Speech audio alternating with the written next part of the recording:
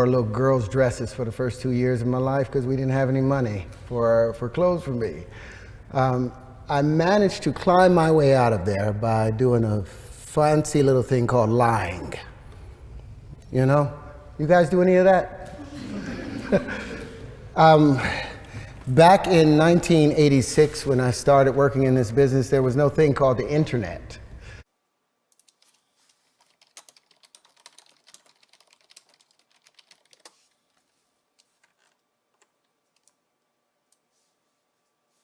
Bullshit.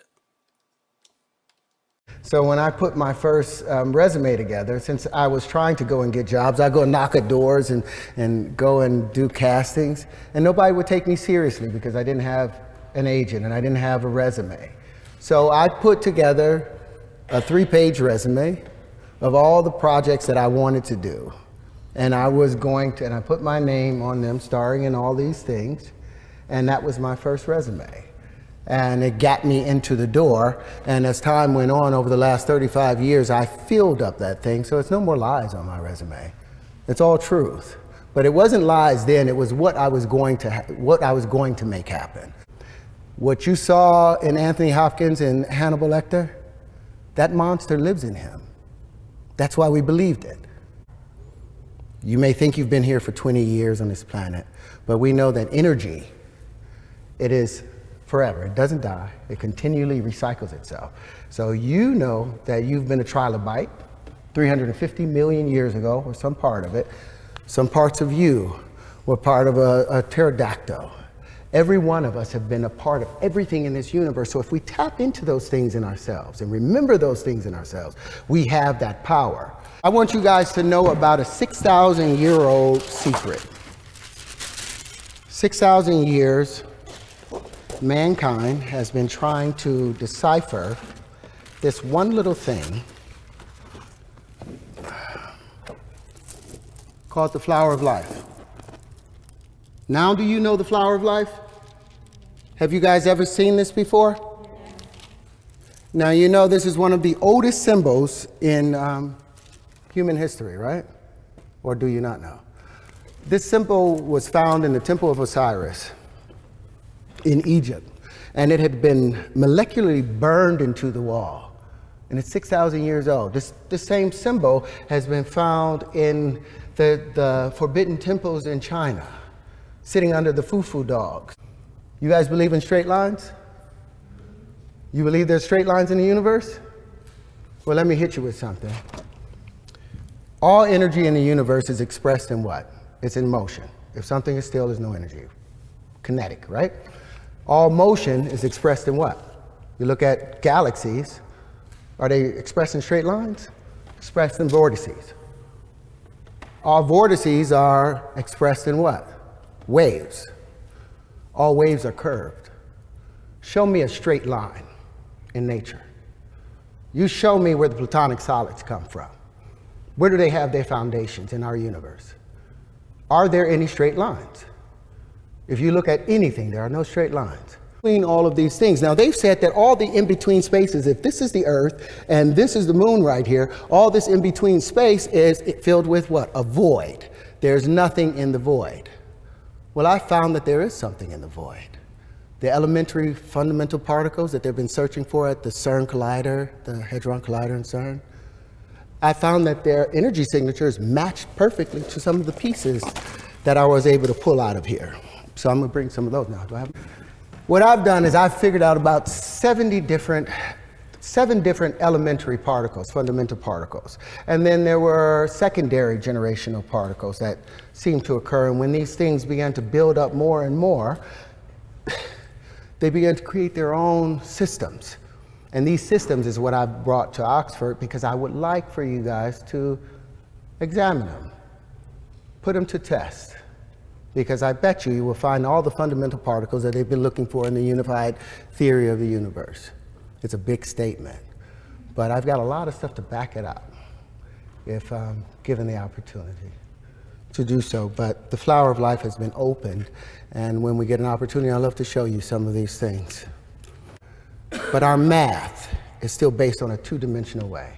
And I think in order for us to reach the future, we have to examine that. Do you guys know about loops in math? Do you believe in loops? Do you know the square root of 2? Do you think that's a loop? Do you believe that the square root of 2 is the square root of 2? Yes or no? Hands up, no? Hello? Oh, I want y'all to take out your phone for a minute then. We're gonna do one thing. Everybody got a phone? Put it on the calculator and turn it to the side so you can get all the long numbers out of it. Okay? Now I want you to put in 2 and square root it. 2, hit the square root, you'll get 1.414213562373095 ... right? Now I want you guys to do me a favor, cube it. It'll see right over there, it'll be x to the 3. Can y'all do it? Have you cubed it? It'll see 2.828427121746190. Now that makes sense. I want you guys to do me a favor, divide it by 2. Got that number? Cube it again. Divide it by 2, cube it again, and I want you to do that until the end of your lives. And that number will still come up with 2.828427121746190. Any other number that you, above 2, that you put in and you cube and you square, cube and square and divide by 2, by the 6th operation, it has moved into an exponential number that you can't even imagine. Any number below 2 that you do that same operation with, it will go into an exponentially small matter and number. This is what we call a loop. It is illogical, it doesn't make sense, and it does not make math make sense. But I've spent 45 years searching these things out and trying to figure out what the universe really, how it really worked.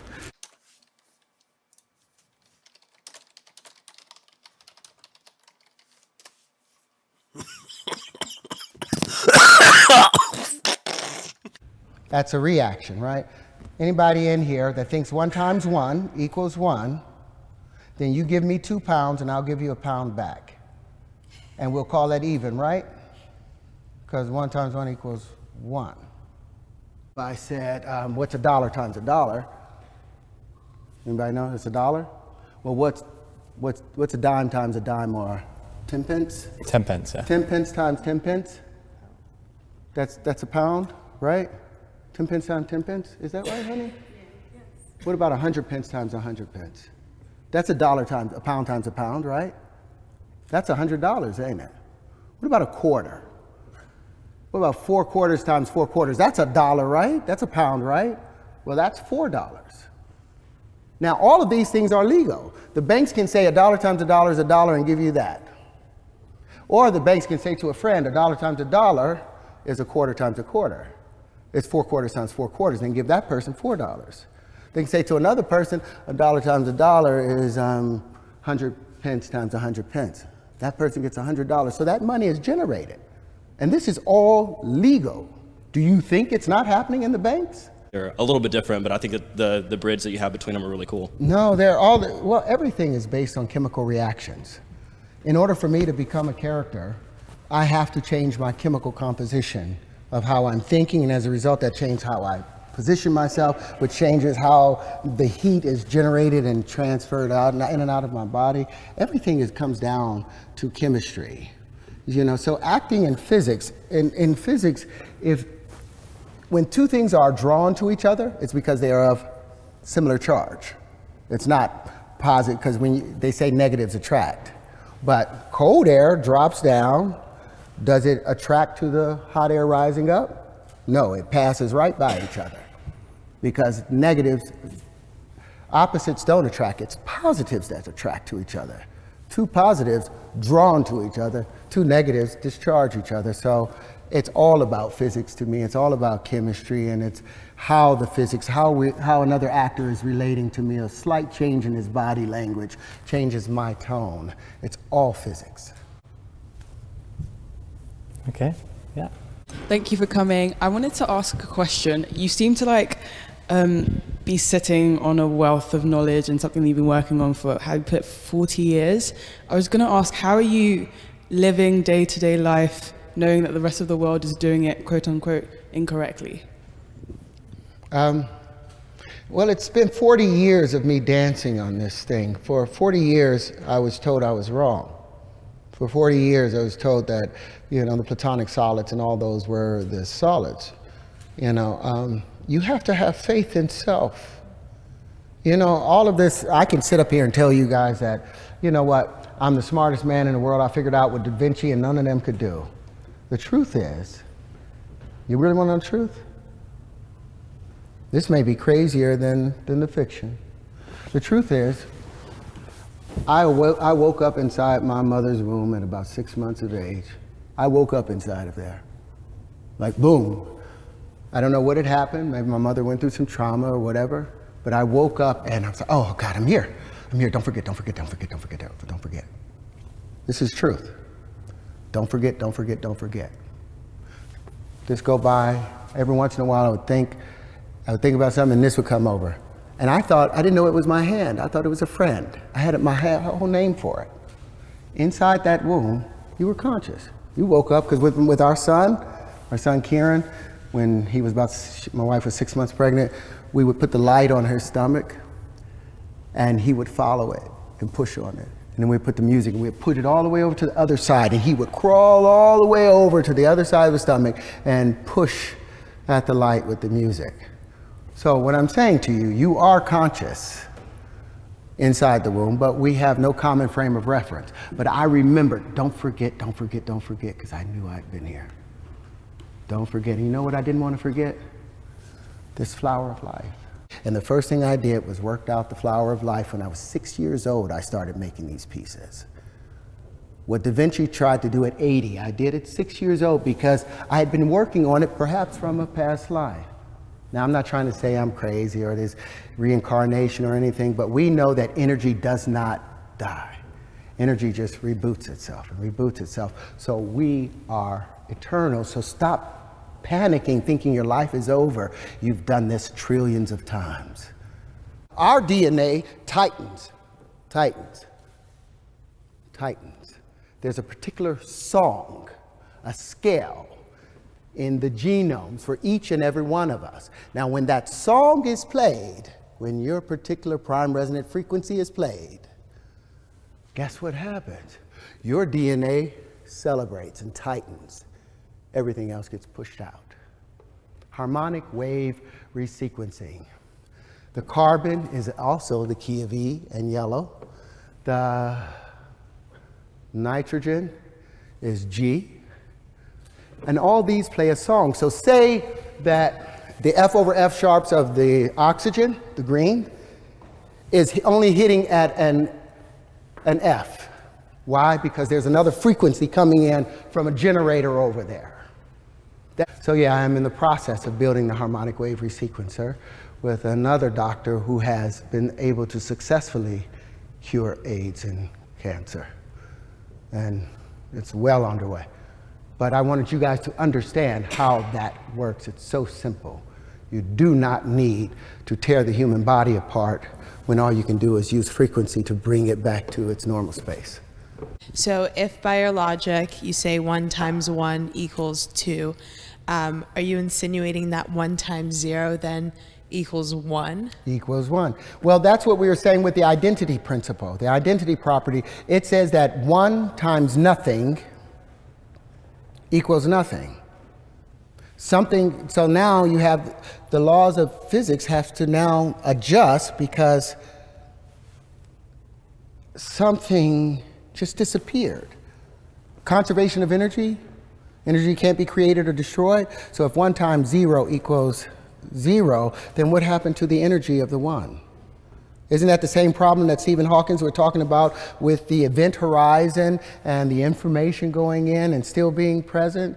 That conflict that was started? Well, that's because of the math. The principles in the math are not founded on truth. It's not founded on substance. The identity principle, anything times 0 is 0, and anything times 1 is 1. Where is that number? Where is that exemplified in nature or in universal phenomena. Is it? Do you think it's do you think that the reason that we have like economic crises, for example, is because we are not understanding our numbers correctly according to your theory? Well, I think we have an economic problem because we are the only creatures in this universe that use currency. There are no other creatures that use currency in order to exist. Why is it that we chose this strange thing that isn't even real? Other creatures, they drink water, they eat fruit, they eat other animals. We exchange with currency, and our system of exchanging with currency is flawed because of greed. There's not like if 1 times 1 equals 2, we've got an equilibrium of balance. 1 times 1 equals 1, you've got loss. When 1 times 1 equals 3 or more, you're talking about over unity and supersymmetry. And that's how you get the universe to work for you. Instead of using just the solar voltaics off of it, you also use the piezoelectric effects of it. You use other things to make greater unity. Say a pound times a pound is 2 pounds? A pound times a pound should be 2 pounds. Yeah. If action but times when action, you multiply those two things together, you get a pound squared. a pound squared, yeah. The unit gets squared as well. 1 squared. Say that again. Will you use the mic? So I can hear you. So you're saying 1 pound times 1 pound is equal to 2 pounds. But it's 1 pound squared, which doesn't make any sense because you've got a squared unit. Squared. 1 pound squared. You can't. Can you divide pounds? Can you divide money? If you can divide it, you can multiply it. What, a pound times a pound?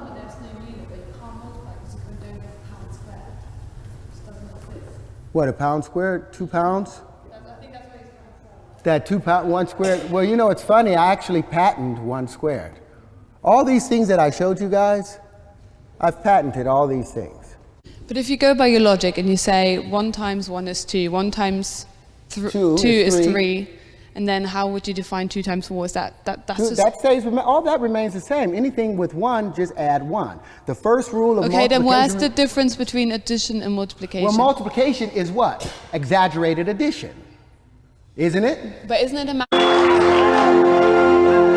Mr. Madison, what you just said is one of the most insanely idiotic things I have ever heard.